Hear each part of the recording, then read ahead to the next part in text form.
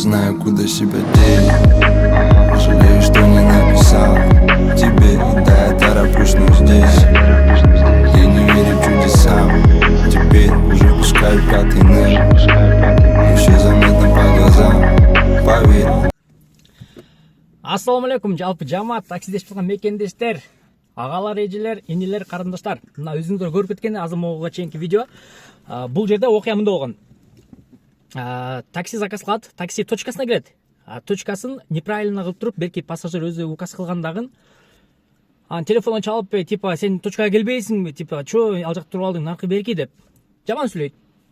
Анан водитель унчукпай эле барат, унчукпай барганда ал ошол чалган адам водительдин унчукпаганына мындай айтканда колдонуп, сен эмне мындай келбейсиң, наркы берки жаман сөздөр сүйлөп, типа коркутчу сөздөрдүн колдонуп баштайт. Анан кийин водитель ошол айтат: жок, мен, барбайм, башка заказ кылууга депчи, мындай грамотно эле айтат. Айкында берки заказ кылган киши нервтенип, мондай турган жеринен мындай түзүп коет да, типачы, нормально бол, алып барасың, тияк депчи. Анан кой, алып барбайм, мен башка заказ кылып ал деп заказды неме кылат. Жана отмена кылгандан кийин катуу сүйлөп, анан кийин машинасын тепип коет да, бутумен тепкенде берки водитель, конечно, өзүнүн аябасы дагы машинасын айт дем по-любому. Анан чыгып алып туруп, деп туруп эле банг болуп кетет. Ошентип анан кийин берки кызыл кырткачанын киши бир аз мындай келтекчеп калат. Анан кийин иш жакка заявление жазам, себеби биякта эме бар да, доказательство бар да, то что водитель өзү настрою жаман болуп, өзү удар кетиргени, плюс өзү бир эмес эки жолу имуществого кол көтөргөнү. Ал боюнча эми өзүнчө статьялар бар, өзүңүздөр билгендей эле. Ошол үчүн көп жерде пассажирлердин айынан эле водительдер күнөөлүү болуп калат. Водитель канчалык өзүн сабырдуу, канчалык өзүнө мындай бекем болуп, сый урматы менен иштеп жаткан кезде анча-мынча провокаторлор, анча-мынча ушундай бейбаш адамдар ушундай жолдорун көрсөтүп, водительге бир аз айтканда жашоосун кыйынчылыганга аракет кылып коет. Себеп дегенде водитель ушул жерде мисалы үчүн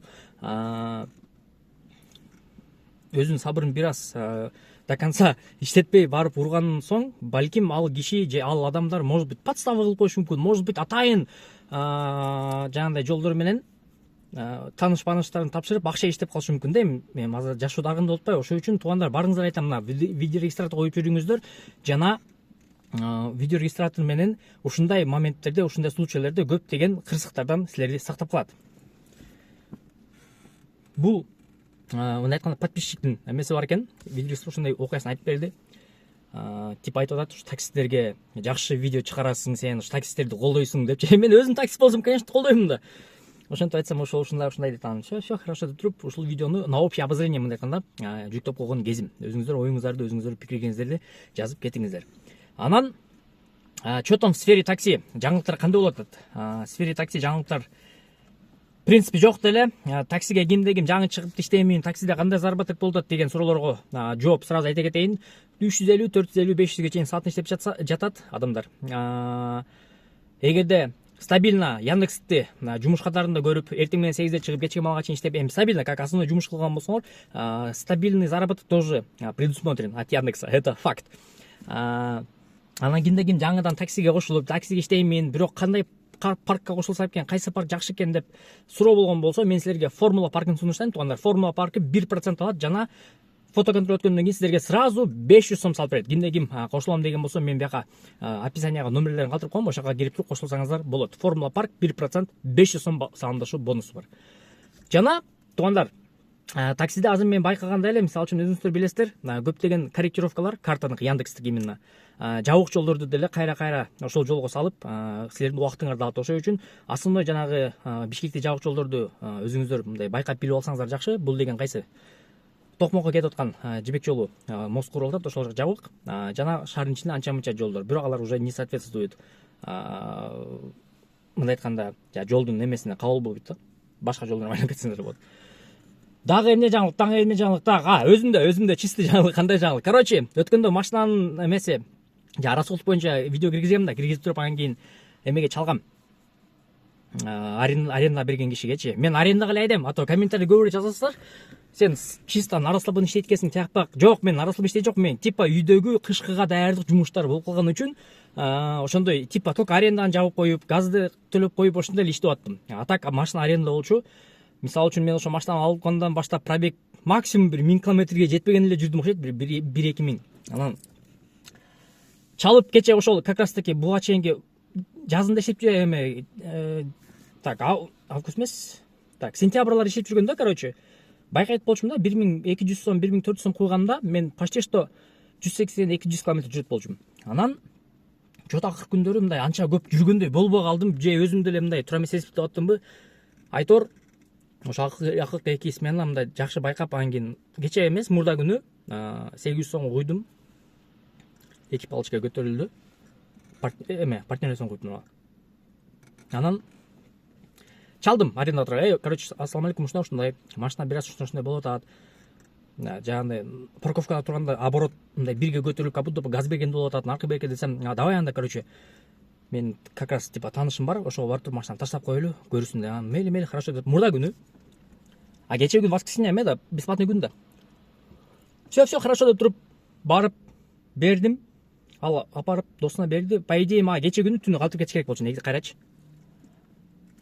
Договор, ошол машина менен договор эмеде мына айдын ортосунда бүтөт да ожечи. Мен 3 ай калгам да, 3 айга договор алгам. Ошол 3 ай эртең мына ушул айдын ортосуна келип калат. Анан кийин кече түнү чалган жок, бүгүн эртең менен голосой жөнөтүп, короче, ушундай.